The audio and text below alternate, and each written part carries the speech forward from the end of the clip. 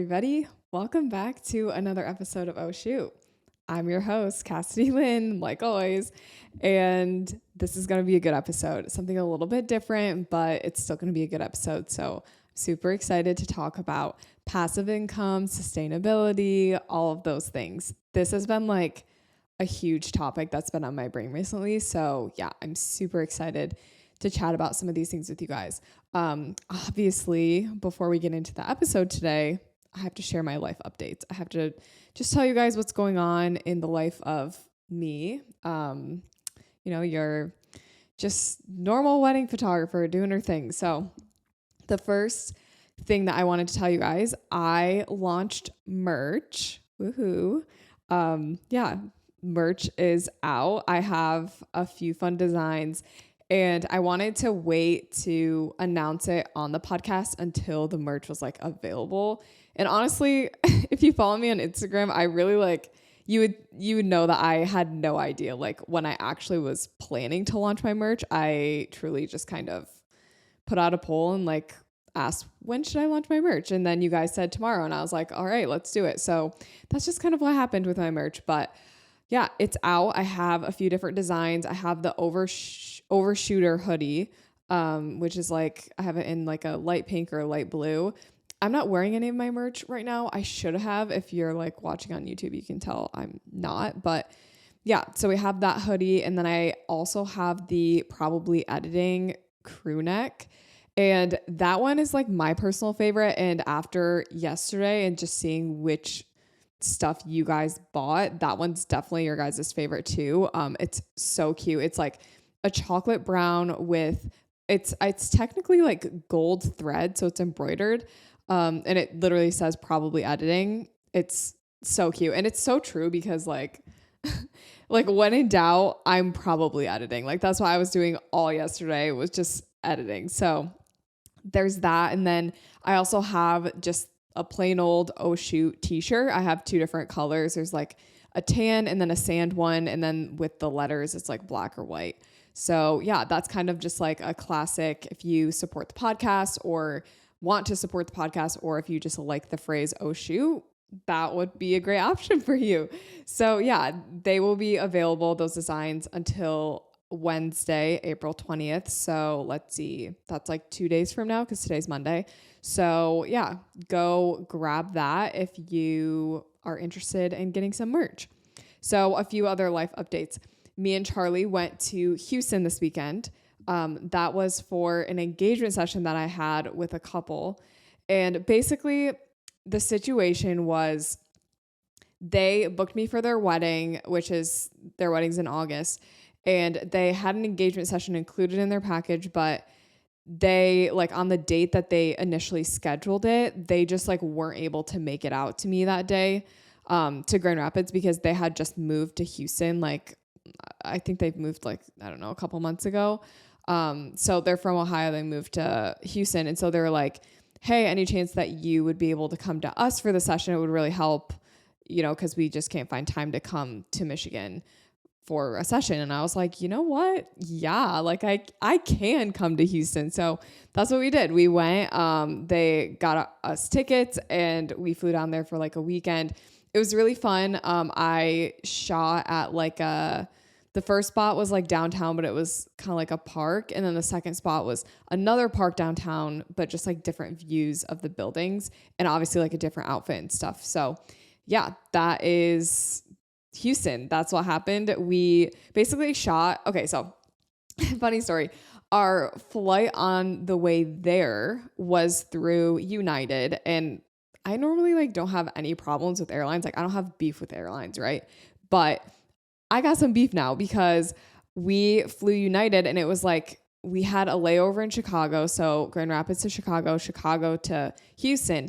And we were supposed to have like maybe a 50-minute layover in Chicago and just like get on our flight, get to Houston at like 10 a.m. local time. We left at like 6 a.m. Grand Rapids time. So this was going to be like a 5-hour travel. That's pretty good for flying all the way to Texas and having a layover. Well, I should have known that it wasn't going to go that smoothly. Like I literally just should have known that. We were delayed 7 hours in the airport. So we were supposed to get there at 10. We got into Houston at 5 p.m.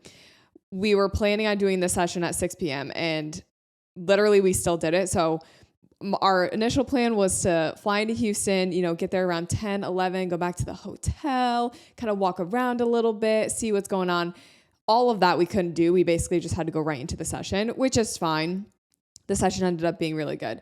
But I just have a little beef with United on that because I'm like, come on, like, why are we delaying here? Like, come on. But I will say on our way back, it was a direct flight to Grand Rapids and there were no issues at all, which I was so thankful for because I was just not in the mood. So yes, all that to say, we went to Houston. It was a really good time.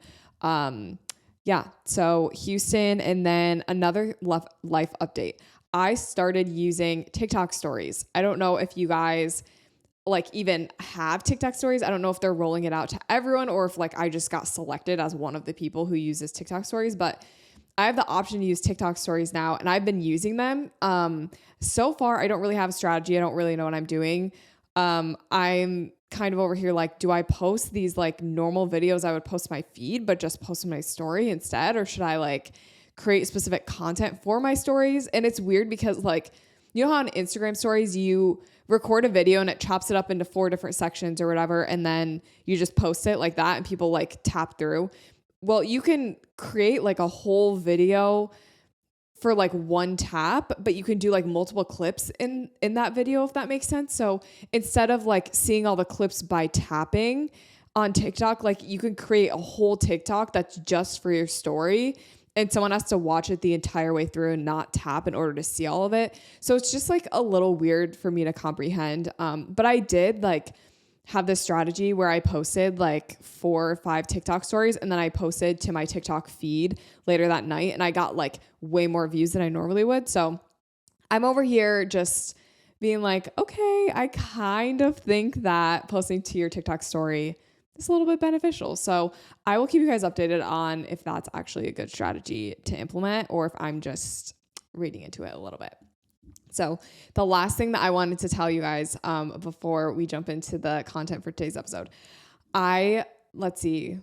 last weekend, or I guess technically it would be 2 weekends ago, I shot this really cute wedding. And like, you know how when you shoot a wedding sometimes and just the aesthetic, like the florals and the decor and like the wedding dress and like, oh, I just tapped my mic. Like literally all of it just matches like so well. It's just such the vibe. That was this wedding.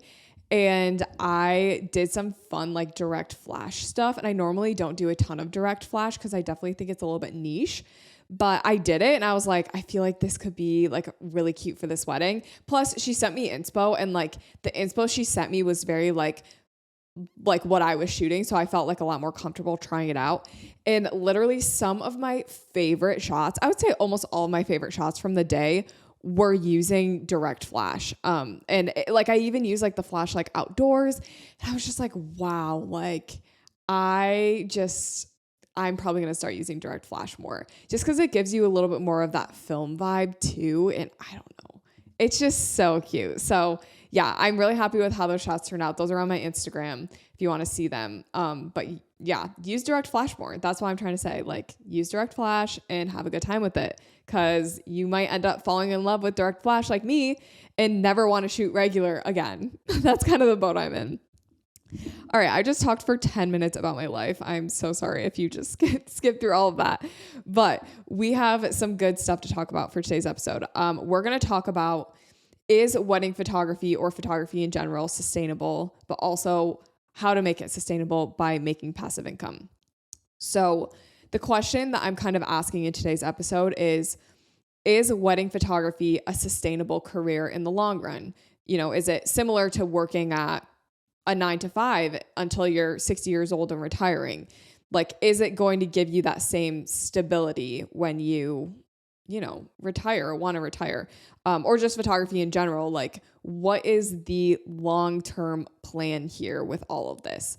And I want to say that when you're working a 9-to-5 and you retire at age 50 or 60, like obviously that is guaranteed stability. And when you start your own business and you're your own boss and you're an entrepreneur, you take the risk of not having that stability. You know, you have that risk of not knowing like some things sometimes. Like, no, there's no guaranteed income. There is, but there's not. Like, you take much more of a risk when it comes to stability and sustainability when you are your own boss and when you start your own business. So I do want to say, like, obviously, if you are working a corporate job or just something that, you're not your own boss, that's going to be a lot more guaranteed for stability in the long run. But I think the payouts of being your own boss and being an entrepreneur and starting a business, I think it's worth it in the long run. You just have to be okay with the fact that, some things might not be as stable as you would hope. And that's just kind of how it goes. So I like to view photography as something that grows with you as you go through different life stages. So when you're a senior in high school or when you just graduated high school, you book senior photos, right? Because that's kind of the stage that you're in. Or, maybe you're in college, you book senior photos, you book grad photos, because that's the stage that you're in. When you're engaged or getting married, maybe your friends are also getting engaged and getting married. You're just in that stage. And so you kind of like naturally adapt wedding photography or couples, or, let's say you're in a relationship, you kind of naturally adapt being a couples photographer. Then when you go and start a family, I have seen so many photographers who transition from wedding photography into family photography because that's the stage of life that they're in right now. And that's what they feel like they can most relate to, and the story that they can convey the best is a family at this point in time, because that's what they're experiencing too. So I think that photography follows your stage of life, and I think that's because that's kind of where your heart in all of it goes. As you go from different life stages to different life stages, your heart goes with you in those stages, and you experience the same things as the people that you're capturing. Therefore you feel like more drawn to capturing those moments and those stories. So, within all of that, I just want to say, like, your photography business, it needs to be adaptable. And I think especially with like the pandemic and stuff, photographers learned a lot about adaptability. Like, I'm not even going to lie. Like, that has been the biggest lesson of 2020 and into 2021, was just being adaptable with your business. So your photography business needs to be adaptable. Adaptability is key in making this thing happen long-term. And I want you to kind of think of this example of Instagram Reels. So I don't know if you guys remember. I feel like I mentioned this a lot. Maybe I mentioned this too much. But when Instagram kind of did that big announcement where they're like, oh, we're not doing, we're not like a photo-based app anymore. We're going to be a video-based app. That was really hard for a lot of photographers because it kind of took away their you take photos, and Instagram's over here telling you, oh, we're not promoting, like, we're not big into photos anymore. Sorry. So remember how then Reels became a thing, and Reels still are a thing, obviously, but Instagram pushing Reels more, that was hard for some photographers. And the photographers who were able to adapt to Reels were able to grow their business exponentially faster than those who didn't. And I'm not trying to say that photographers who don't do Reels don't succeed, because Reels are not the answer to success by any means. But I am saying, like, if you were, let's say, like a beginner, or, you've only been in business for a year or something, and you start doing Reels, that's going to fast track you as far as marketing goes compared to someone who is not necessarily doing Reels. And there are other ways to market yourself and other ways to get your name out there. So I'm not saying that Reels are the only way to grow, but I just want you to think of that example when I talk about adaptability, being able to adapt your business to what's current and what's going to help you market yourself better. And just what's going to help you keep your business sustainable, because that's what this episode is about. I think that is so key for a photography business. Having an adaptability mindset is what's going to ultimately help you succeed. So you have to be willing to pivot your business when the time is right. And I literally love the word pivot because of Friends, and because remember when they were moving the couch in Friends up the stairwell. And Ross kept yelling, pivot, pivot. So when I say pivot, like that's literally what I mean. Like you have to be able and willing to pivot your business when the time is right. So having a fluid and adaptable photography business is going to set you up for success in the long run. And I mean that wholeheartedly. I myself have seen how adaptability has completely transformed my business, and just seeing, a need and filling it, and being willing to fluidly change my business as I need to in order to just, make my business more sustainable, pursue some of the dreams that I have. All of that has to do with adaptability. So now I have the question, and I'm going to answer, how can you make your photography business more sustainable, right? Like that's kind of the question that I've been asking. So one of the biggest things that you can do is seeing a need or a gap in the photography industry and filling that. That gap can look like a lot of things. I'm not going to sit here and be like, oh, it's only a few things. Like literally that gap can be anything. But when you see that gap, adapting your business and filling it, I think that is like so important for sustainability, because the more that you do that, the more that you're going to grow. And like ultimately your goal, or at least my goal in my photography business, is being like almost 100% word of mouth based, where I don't have to rely on Instagram or Google searches or Pinterest to get me bookings. Like I want people to just love working with me and to tell their friends about me. And yeah, like that's basically it. And that's how I grow my business. I'm drinking hot chocolate here. And I have lip gloss on, and this is not a good combo. So hold on one second. You're lucky I didn't like just drink into the mic so that you guys could hear like hot chocolate ASMR. Okay. So back to the question.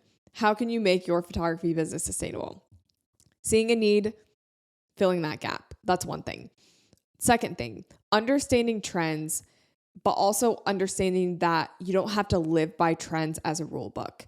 So I 100% think that trends in photography are, that's part of adaptability, is being able to adapt to trending things and what clients are looking for. But at the same time, trends are not a rule book. Just because everyone's posting reels does not mean that you have to post reels. Just because everyone's posting really grainy, warm photos doesn't mean that you have to go do the same thing. But I think it's just the fact that you're able to acknowledge, like, this is popular. This is what a lot of clients are looking for. And acknowledging that, but also not using that as a rule book. So when trends are happening, not making trends the only thing that you're doing. Like you shouldn't just be doing trends. You should be establishing your brand and just like knowing at the core, what is your photography brand? Like, what is it? So understanding trends, but don't make that your living purpose, is just doing what's trendy for the rest of your life. Because I guarantee that is not going to last you in the long run. 100%, that is not the way to be sustainable. So understand them, but don't make them like the end all be all. Another thing that I think could help you make your business more sustainable is creating like timeless photography. And this kind of goes like against my current style of photography, because I feel like mine is like very warm. My style is like it is definitely on the more like trendy side. So when I say like create timeless photography, I'm kind of talking to myself too, because it's like, if I want to, continue this business in 15, 20 years, having photography that is timeless, and, you look back on the photos and you're not like cringing at how warm they are or cringing at whatever, I think that is a really good way to be sustainable. So whether that's timeless edits or even keeping your raws, so then you can like change your edits throughout the years, like that's a good thing too. So creating timeless photography, I think definitely is going to help with sustainability. And that looks different for everyone. Maybe timeless photography is just keeping your raws. Maybe it's creating an edit that's timeless. Maybe it's just your style is definitely more on that timeless side rather than very trendy. All of that contributes to sustainability.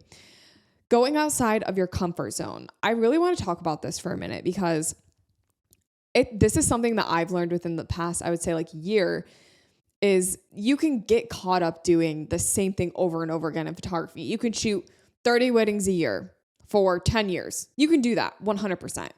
But I think going out of your comfort zone and maybe trying, travel elopements, try couple sessions. Maybe you do a little bit of education. Maybe you get into like educating clients. Literally, there's so many things that you can do to step outside of your comfort zone. That looks different for everyone. And I think like just following your dreams and following your passion is stepping out of your comfort zone. Like, it's uncomfortable to follow something that you don't know if you're going to achieve. Like, that's an uncomfortable feeling, but you have to be willing to experience that and to be uncomfortable in chasing after your dreams, because that's what's going to help you achieve them. But you literally can't chase after your dreams if you don't even try. So I think stepping outside of your comfort zone, maybe that's trying a new niche or branching out within your brand. Maybe you create different sub brands within your brand. Maybe that's, education or seniors and weddings and like all these different things that you do. So that's something else that you could do.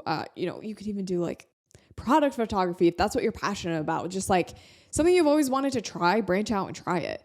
Also switching your editing and shooting style as you need to. So as you go throughout your photography journey, you've been in the business for like 5-10 years, maybe it's time that you kind of reevaluate how you've been editing and how you've been shooting to adapt to kind of what's new, but also like to just take photos that you love. I think at the end of the day, photos that you love are what's going to keep you inspired, and they're what's going to keep you motivated and keep you going. So for example, I was talking about those direct flash photos that I took like 2 weekends ago. I literally think about those photos all the time because I'm just like, I love those photos so much. And that's part of photography, is like, you can create photos that everyone loves, but if you don't love them yourself, you're going to burn out and you are not going to be passionate about what you're doing. And if you're not passionate about running your own business, what's the point of running your own business? At that point, you might as well work a 9-to-5 job and just like do the whole corporate world thing, because if you're not passionate about it, why not get a job that's much more guaranteed and more stable? And you're not passionate about that either. Like at that point, you can just do whatever the heck you want and it's just whatever. So I think creating your passion and just knowing what your passion is and following that passion throughout all of your photography career, it's huge. I'm kind of going off on this right now. I'm popping off. So the next thing for creating a sustainable photography business, and I promise we're going to get into talking about passive income in a minute, I promise. The last thing that I want to say about this topic, and I really think that this could be key for a lot of you guys, is creating a team. And I want you to kind of like sit and imagine this with me, because I've seen photographers do this and I'm always like, wow, that is so smart. So basically what you would do is you would create a team of photographers under your brand. So for example, Cassidy Lynne Photo, creating a team underneath Cassidy Lynne Photo where I have associate weddings, or maybe I am just Cassidy Lynne Photo at this point. I'm not just Cassidy, I am the brand. And so I can hire someone, have someone on my team go and shoot a wedding and they're going to get the same result as I would. And, the edits would look the same. So kind of like branching out, outsourcing the shooting. And then at the same time, you outsource the editing for it. So then what are you doing? You're just kind of like running the business, communicating with people. And I think that this is going to be huge for sustainability, because you can keep hiring, young and current photographers. So like as you get older, like 30, 40, I don't know, even 50 if you want to, you can start hiring these photographers who are, 20, 25, whatever, like in this age where they're still figuring out their business and kind of like how they want it to look. And they're looking just for jobs and they're looking for experience. You can give them that experience, but at the same time, you're able to kind of, with them on your team, figure out like, okay, what are people looking for now in wedding photography? Like what are clients looking for? And yeah, I think that's a really big thing for sustainability, because the more that you can branch out, but also do less, I think that's going to be a good thing in the long run, because, at the end of the day, you never know how long you're going to be able to shoot weddings for. you really just don't know. So that is going to be my last point in photography sustainability. With sustainability though, kind of along the same track, but transitioning a little bit here, I think it's so important to increase your revenue streams. And that's why I want to talk about passive income within this episode as well. So first, what is passive income? I'm so glad you asked.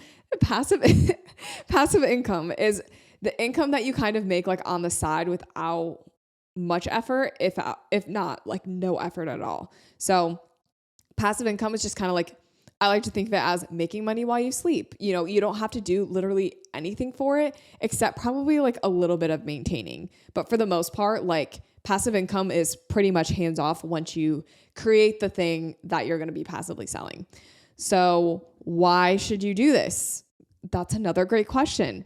So the main thing that I think passive income benefits for photographers is not putting all of your eggs in one basket. And a really good example of this literally is the pandemic, because when the pandemic hit, wedding photography kind of went down the drain because no one was getting married because nobody could. So having multiple revenue streams and not just relying on wedding photography the whole time, I think that is huge for photographers. Like diversifying your income as much as you can, that's going to be really helpful for sustainability. Even if that's shooting weddings and seniors or weddings and families or whatever, you know, doing a few different things to be sustainable. And I'm not saying if you do weddings and seniors, you advertise both, because I know I preach niche down, like show what you want to shoot. I still stand by that. But at the same time, having just a little trick in your back pocket, you know, whether that's seniors or boudoir or whatever, have that in your back pocket for sure. So that's going to be one reason you should have passive income. Another reason, just to be able to save for the future. So the more income streams that you have, and if you're making enough from wedding photography, but you have money from other things coming in, you're able to save for the future and you're able to kind of fast track retirement or just making this whole thing more sustainable.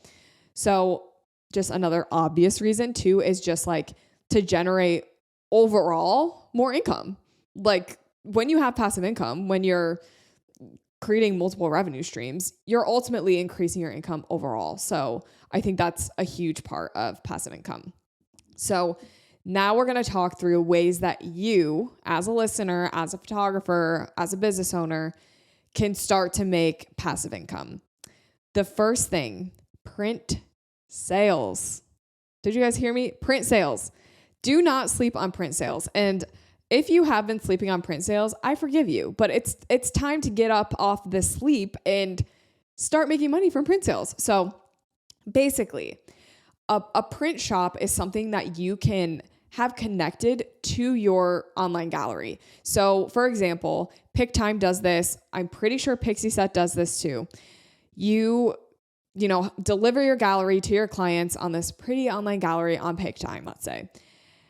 You have a print shop attached to it. So if they want to order prints, they can go and order prints. But little do they know, in your print shop, you have everything marked up 50%. So if they spend $20 for a canvas print, but it only costs you $10, you're making $10 from that. So in PicTime, I'm pretty sure you can do this in other print shops as well. But basically, you mark up your prints. They do all the fulfillment, all the printing, all the shipping. So literally, what are you doing? What you're doing is you are supplying the photos and having the print shop attached. So then they just discover the print shop and buy stuff. Like that's really, truly all that you're doing. And it's a great way to generate passive income. So with a print shop, it's really good to create like a workflow with like marketing emails, sales, all of those things. There are different campaigns that you can run. So you can do sales around like Thanksgiving and Black Friday so that, you know, anyone that got married during 2022, let's say their parents or whatever want to buy prints for their kids that just got married. So they go on to your gallery site, they order the prints through there and boom, passive income. And it's so funny because I will very randomly get these orders from weddings that I shot, you know, last year.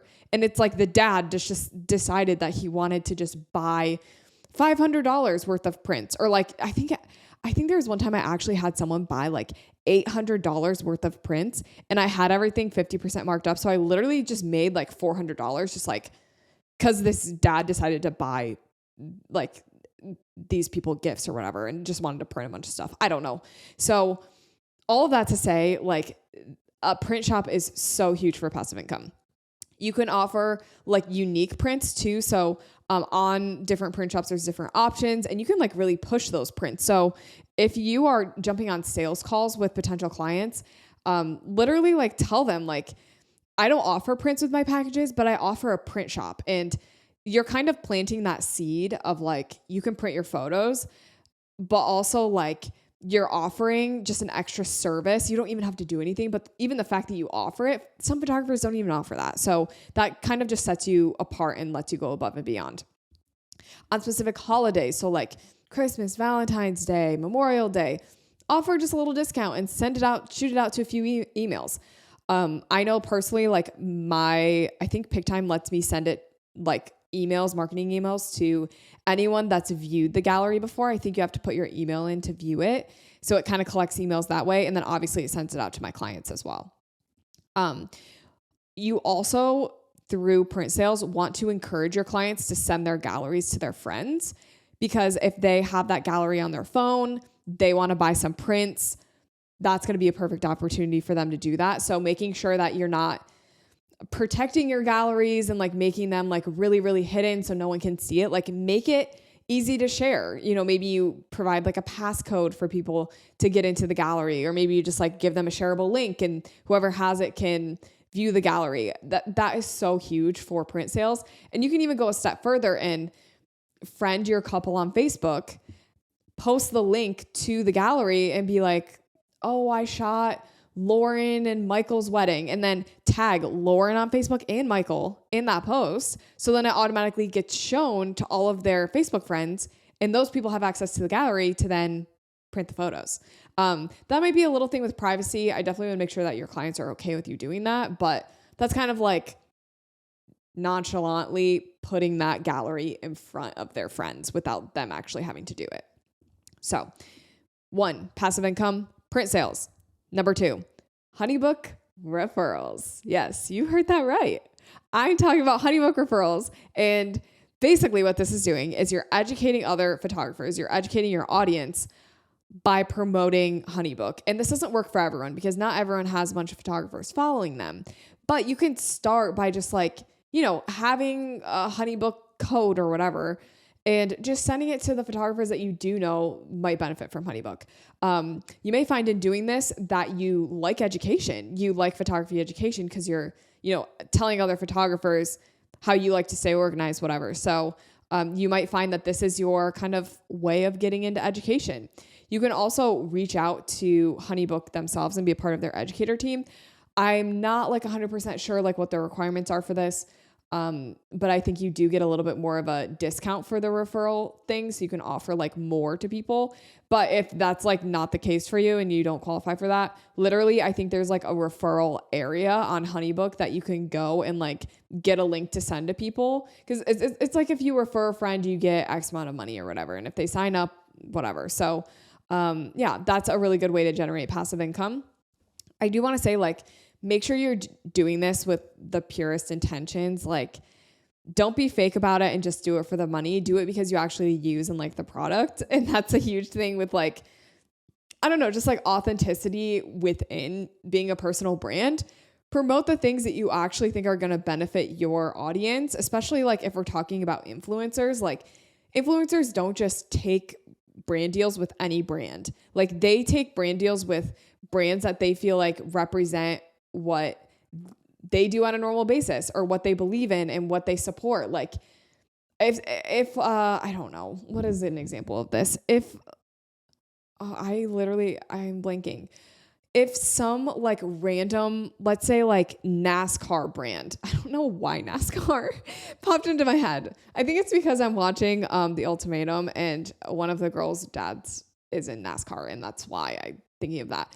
But if NASCAR reached out to me and was like, hey, okay, I'm not gonna lie, if NASCAR reached out to me, I probably would say yes. But along the lines of like racing, or maybe it's like a small racing brand, I don't know.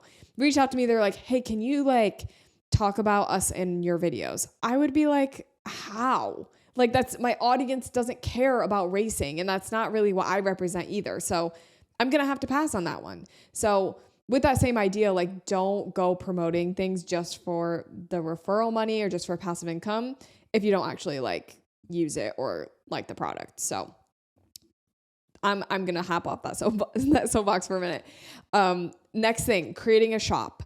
This could be targeted towards clients or photographers, but a shop is going to help you create passive income. So you can literally use like Shopify Lite. That's literally what I used for so long, and just post like products on there. You can sell physical things. You could do merch. You could do templates.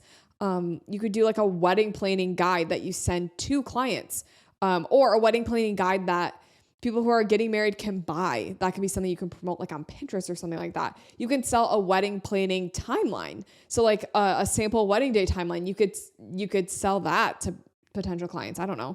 The main thing when it comes to selling things is sell what you get asked a lot about. That's probably the biggest thing. Like whatever you get asked about, that's what you have a demand for. So that's what you should be focusing on selling. And that's what you should try to be selling in a shop.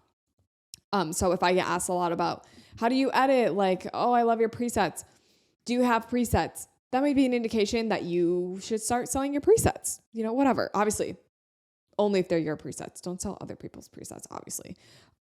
So the last thing for creating passive income, and I did like talk about this before, setting up a team. So creating associate packages within your photography, finding associates who you trust to shoot for you, offer associate packages when you can't be there. So when you can't, maybe it's August 20th and you already have a wedding booked, but you have 4 inquiries for August 20th already, like still, even though you're already booked, like offer them associates. Say someone from my team can go and shoot this. And then, like I said, send those photos to be outsourced, to be culled and edited by someone else. So then your whole effort in all of this is just client communication and just making sure your client's needs are met. So if you can find a great associate and a great outsourcing editing team, like those two things are going to be killer for having a team and having associates. That's a huge thing, I think, with passive income. And I kind of talked about that earlier. So for me, I wanted to talk to you like just kind of at the end of this episode about how I started making passive income. So the big things for me were HoneyBook referrals. That was one of the first things I started doing.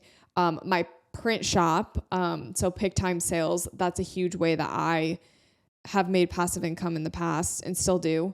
My shop, that's something that I set up pretty early on in my business, and truly like I have generated a lot of passive income from that. And so just like having a diverse amount of products and like things that you offer in your shop, that was huge for me. Mentorships, that's passive in the sense that it diversifies my income. So I'm not just relying on my wedding photography income. I can also do mentorships.